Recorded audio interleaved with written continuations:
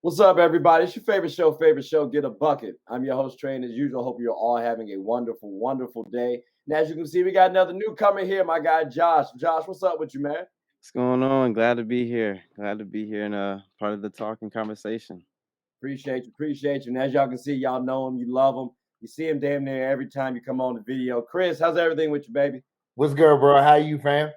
Pretty good. Can't complain. Can't complain. But on to the next topic. On to the next topic. Actually, let me get y'all thoughts on this.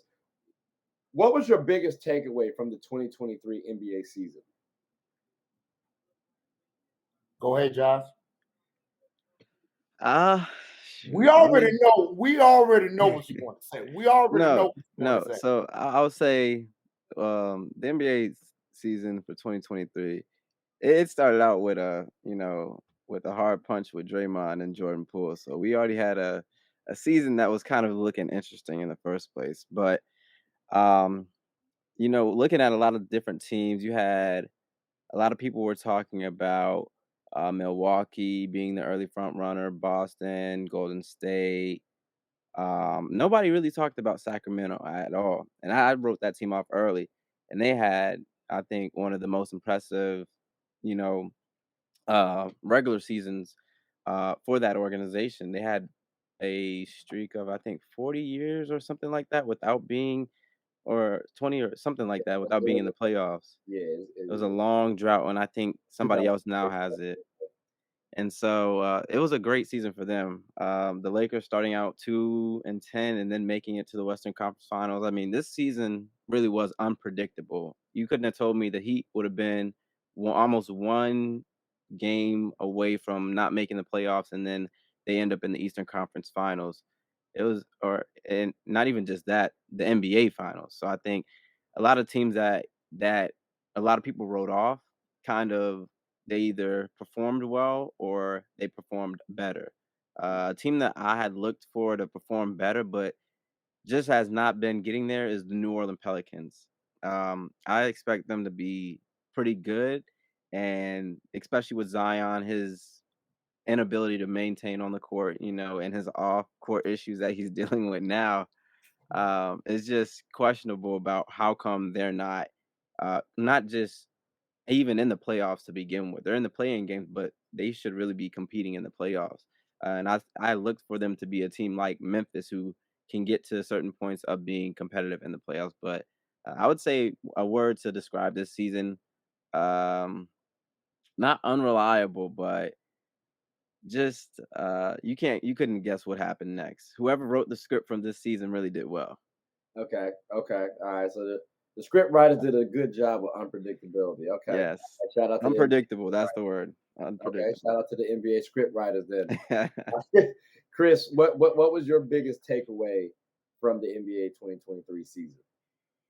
If you could have told me that Joker went through 2 7-footers, KD and Booker, Braun and the Lakers, Bam, Jimmy, and Miami Heat, you really would have to slap yourself in the face. What Denver did this year, nobody would ever predicted that. And for the road that Denver did in the playoffs, you were never expecting that.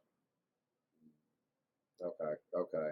I'll give you I'll give you this. Yeah, it was a little. I'm not gonna say it was weird or it came left field because they've been a good team. They were injured last season. They got to the playoffs, so you saw Jokic was dominant and he was capable of sustaining that dominance. It was just about his teammates helping him out essentially. So, but like, yeah, no, I didn't. Well, it's funny. Like I did actually put money on the Nuggets last October to win it all, and I put $10 down and I cashed out when they was tied 2-2 with the Suns. So like it hurts a little bit. But yeah, no, you didn't really foresee this Nuggets thing. I do want to say though, Josh, I did actually say on the show a couple times.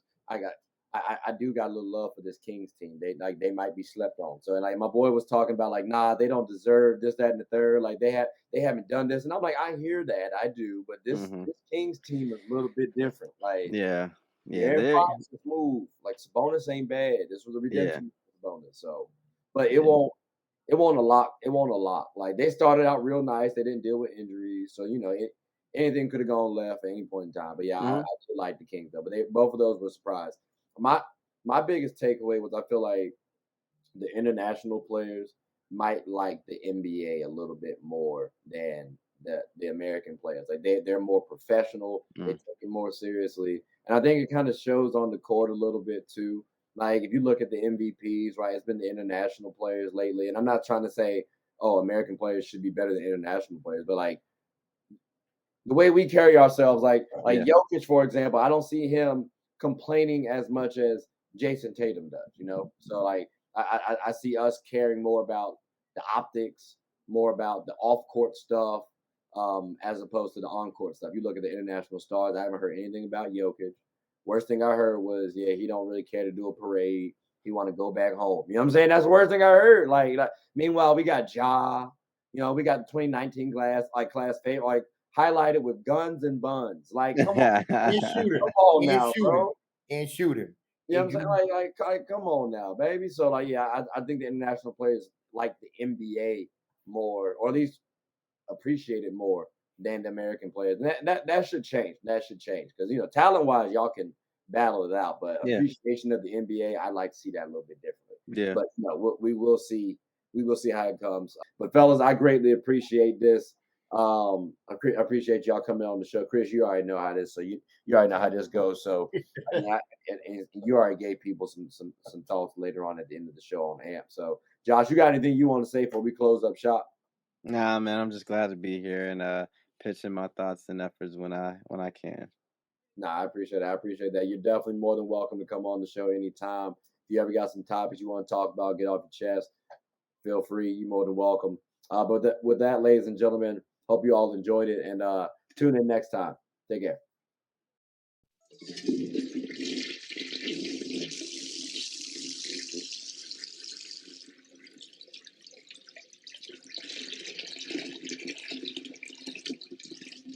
Oh, I did not know you guys were still here. As you can see, we're at the back end of the show. No pun intended, but look, hope you all enjoyed it. And before you go, please subscribe to the YouTube channel, follow the IG account, share the content to anybody who's anybody. And most importantly, leave your thoughts and comments below. But I got to go back and play Buddy in 2K, so let me unmute him real quick. Excuse me. Hey, boss, I'm back. Nah, you better catch this word. You know we get buckets around here, too.